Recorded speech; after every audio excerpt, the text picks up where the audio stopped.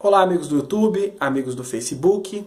Hoje eu quero atender ao pedido aí de uma curtidora da minha página. Ela perguntou se é correto que a mulher cristã, use de métodos contraceptivos, ou seja, use de algum método para evitar que engravide, que tenha filhos, E a minha resposta para isso é fácil, é simples. É claro que sim, que a mulher cristã ela pode sim evitar filhos e ela deve, E o primeiro argumento que eles usam é que nós não vemos na Bíblia isso, alguma mulher santa, alguma mulher de Deus usando esse método. É claro, Nós não podemos comparar a cultura daquela época de 3.000, 2.000, 4.000 anos atrás com a cultura da nossa época. Naquela época, a mulher que tinha muitos filhos era considerada uma mulher abençoada, Quanto mais filhos tivesse, melhor.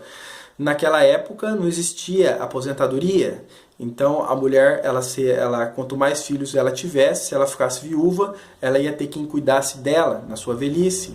O homem também, ele queria ter muitos filhos, isso era sinal de bênção, de prosperidade, E também ele queria ter muitos filhos para que desse continuidade nos seus trabalhos, nas coisas que ele fez durante a vida, para que desse prosseguimento, Então, por isso que as mulheres do Velho Testamento, elas não usavam de métodos anticoncepcionais, Por esse motivo. Mas isso não quer dizer que eles não sabiam como evitar filhos. Eles sabiam sim. Gênesis capítulo 38, versículo 9, nós vemos a história de Tamar e de Onã, Tamar, ela perdeu o marido, e a lei do levirato, ela dizia que um dos irmãos tinha que tomá-la por mulher e dar-lhe um filho. Para quê? Para que ela não ficasse desamparada, como eu falei, Para que ela não ficasse sozinha no mundo, E o filho seria considerado do primeiro marido falecido. Então, por esse motivo, Onã tinha relações sexuais com ela, mas ele, no último momento ali, ele tirava para fora e jogava o sêmen no chão, E assim ele evitava. Isso prova que eles sabiam sim como evitar de ter filhos, Eles tinham esse conhecimento. Porém, eles vão dizer, mas Onã, Deus castigou, tirou a vida dele, tal. Sim, ele tirou a vida, Deus castigou ele por isso. Mas não por evitar de ter filhos, e sim porque ele não queria cumprir aquela lei que mandava, que ele tinha que tomar a sua cunhada por esposa, Então, por ele descumprir essa lei, a lei do levirato, Deuteronômio capítulo 25, você pode ler lá, você vai encontrar a lei do levirato, então por isso Deus castigou aí Onã, E nós vemos também que Deus, ele teve planos para as mulheres terem filhos. Nós vemos a história de Abraão e Sara, casados a vida inteira, não puderam ter filhos. E Deus falou que Abraão seria pai, que ele ia ter um filho abençoado, o filho da promessa. E Sara foi ter esse filho com 98 anos. Quer dizer, que Deus ele usou de um método aí contraceptivo, sobrenatural.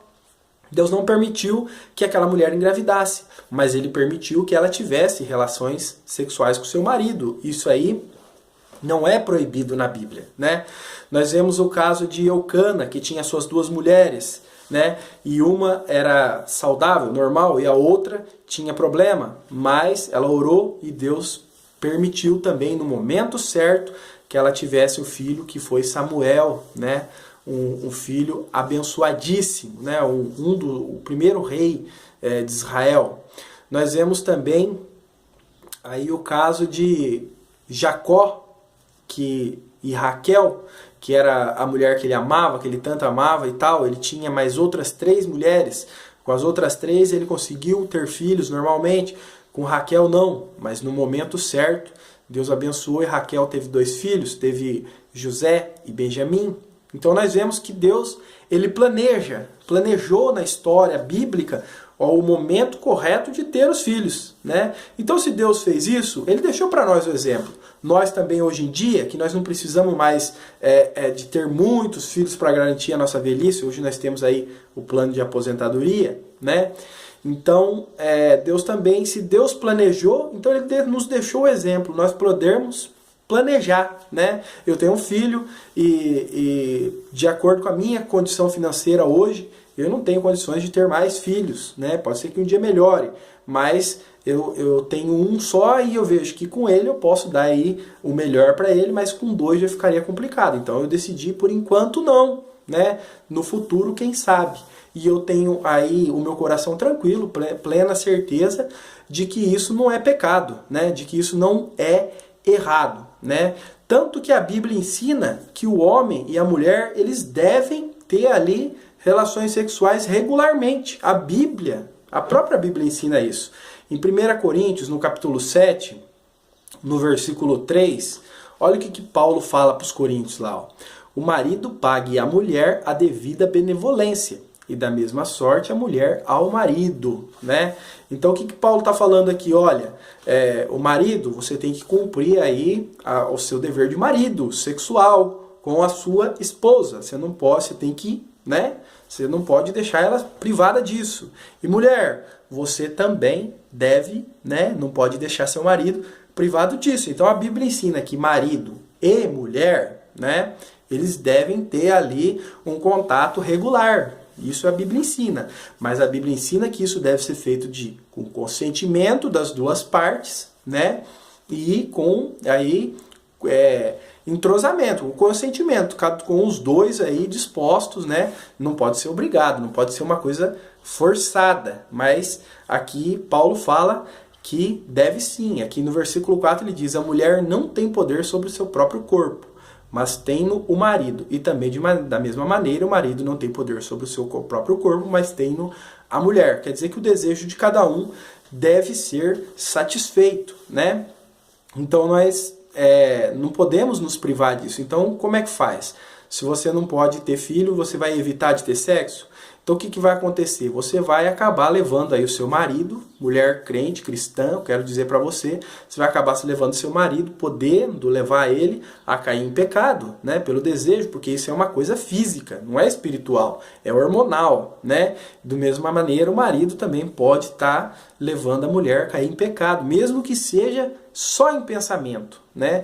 Mesmo em pensamento, isso já é pecado, como Jesus nos ensinou. E versículo 5 ele diz assim, ó: não vos defraudeis um ao outro, senão por consentimento mútuo, por algum tempo para vos aplicardes a oração, e depois ajuntai-vos outra vez, para que Satanás não tente pela vossa incontinência. Então quer dizer que Paulo ensina que eles deveriam, né, ter ali, com consentimento mútuo, relações sexuais regularmente, para que Satanás não usasse isso como ocasião para fazer um dos dois pecar, mesmo que seja apenas em pensamento, né? Então não devemos privar.